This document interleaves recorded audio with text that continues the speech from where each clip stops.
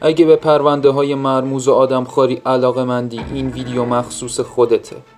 شاید فکر کنی که آدمخواری مربوط به دوره باستان بوده و با اومدن تکنولوژی و عصر جدید این کارها تموم شده.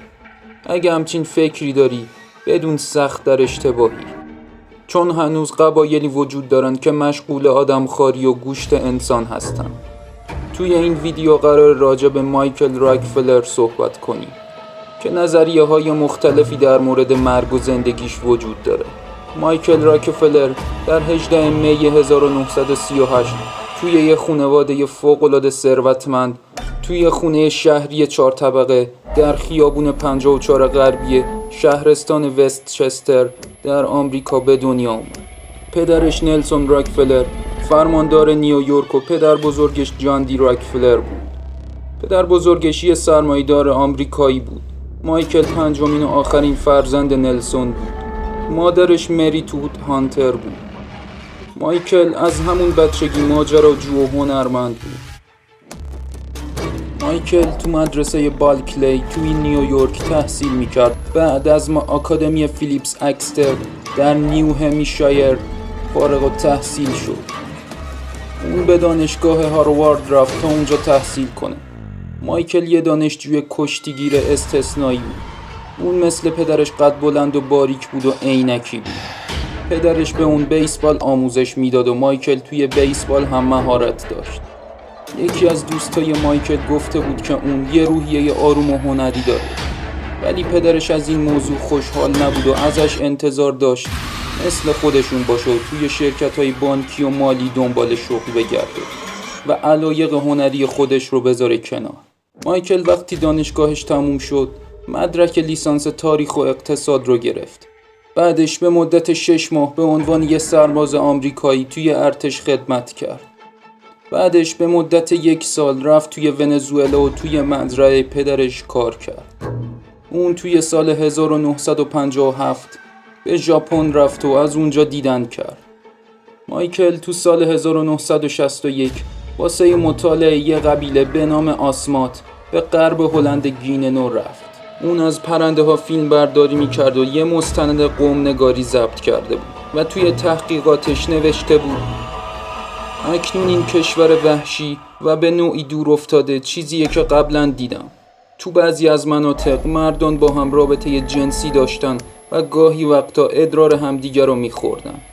همسایگان خود رو میکشتن و سر انسانها رو میبریدن و گوشت انسانها رو میخوردن.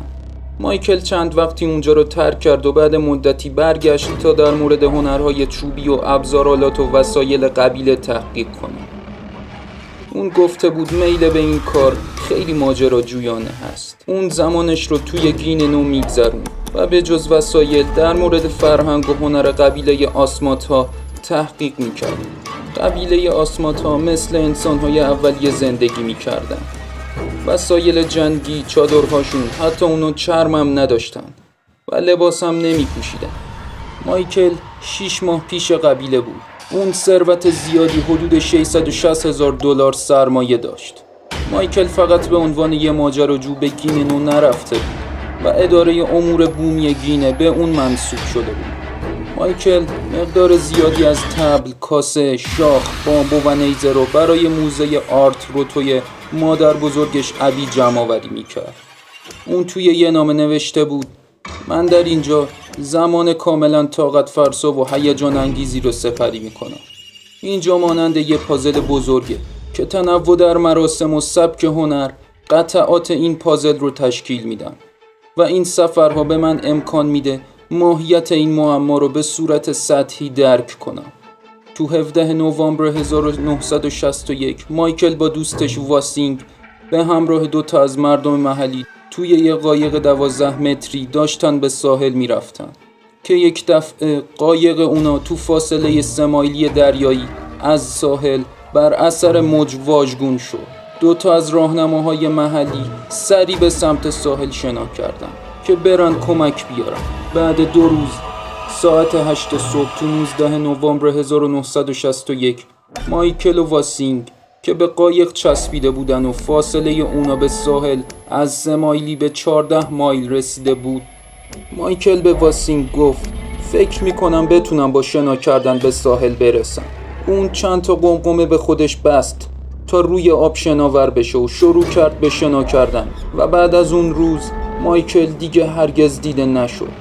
واسینگ روز بعد توسط امداد نجات پیدا کرد و در مورد مایکل گفته بودن که اون بر اثر خستگی یا غرق شدن مرده، ولی این کاملا اشتباه به نظر می رسید، چون مایکل با اینکه جثه لاغری داشت یک کشتیگیر حرفه‌ای بود و کلاس‌های شنا رو به صورت حرفه‌ای دنبال کرده بود. اونم موقعی که داشته واسه زنده موندن تلاش می کرده. ناپدید شدن مایکل یکی از اخبار مهم جهان بود. گروهی از مردم رفتن و همون مسافتی که مایکل شنا کرده بود و شنا کردن و حتی کوچکترین چیزی از مایکل پیدا نکردن. یه گزارش اومد که احتمال داره مایکل توسط کوسه یا تمساح‌های آب شور مورد حمله قرار گرفته باشه، ولی با تموم جستجو چیزی از مایکل پیدا نشد، حتی قمقمه هایی که به خودش بسته بود. در طول 2 هفته کشتی‌ها، هواپیماها، هلیکوپترها و هزاران نفر از مردم محلی جستجو می‌کردند، ولی مایکل 26 ساله رو پیدا نکردن و بالاخره تو سال 1964 مایکل مرده اعلام شد. از اونجایی که توی اون مناطق هنوز شکار و آدمخواری وجود داشت، برخی ادعا داشتن که مایکل توسط آسمات‌ها کشته شده و خورده شده. توبیاس اشنیبام توی مستند رودخانه گفته بود که افراد قبیله آسمات وقتی مایکل رو کنار رودخونه پیدا کردن اونو خوردن. نویسنده‌ای به نام پل توهی توی کتابش گفته بود که مادر مایکل برای پیدا کردن پسرش یه بازرس خصوصی استخدام کرد تا به گین نو بره و در مورد مایکل تحقیق کنه. گفته شده بود وقتی محقق به قبیله آسمات رفته 3 تا جمجمه مرد سفید پوست رو میبینه که کشته شده بودن، که بعداً با مبلغی اون جمجمه ها رو میخره و به نیویورک میبره. وقتی رسید نیویورک جمجمه ها رو تحویل خانواده مایکل میده و میگه یکی از این جمجمه ها مال مایکله. گفته شده مادر مایکل به خاطر این کار به بازرس مبلغ هنگفتی چیزی حدود $250,000 داده. یکی از مقام‌های هلندی گفته بود اگه مایکل به ساحل میرسید در امان بود، چون مردم آسمات بهش کمک میکردن. درسته اونا بی فرهنگن، ولی مهربون هستن و به کمکتون میان. تو 28 نوامبر 1961 پدر و خواهر مایکل بعد این که پیداش نشد برگشتن نیویورک، ولی کسی که بیشترین تحقیق رو روی این پرونده انجام داد کسی نبود جز میلت مکلین. یه روزنامه نگار بود و تو سال 1969 برای تحقیق به گین نو سفر کرد. اون با خیلی از مردم آسمات مصاحبه میکرد و تصاویر و ویدیوهای زیادی رو ثبت کرد. طبق گفته مکلین وقتی مایکل به ساحل رسیده توسط مردم قبیله دستگیر شده، بعدش تکه تکش کردن و خوردن و میگفت اون قربانی یه انتقامه، چون سال 1957 بین قبیله آسمات و دشمنشون جنگی رخ میده و بیش از 100 نفر توی یک روز کشته شدن. ولی این واسه استعمارگران هلندی خوب نبود، چون میخواستن فرهنگ مدرن رو بیارن اونجا و کشته شدن 100 نفر توی یک روز فاجعه بود. برای همین یه گروه نظامی فرستادن تا جنگ رو سرکوب کنن. طی یک تیراندازی 5 تا از رهبران قبیله آسمات کشته شدن.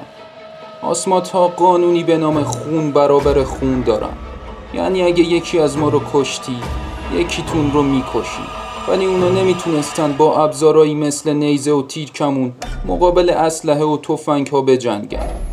برای همین مکلین میگفت اونا واسه انتقام مایکل راکفل رو هدف قرار دادن، با این که اون روحش هم از این ماجرا خبر نداشته.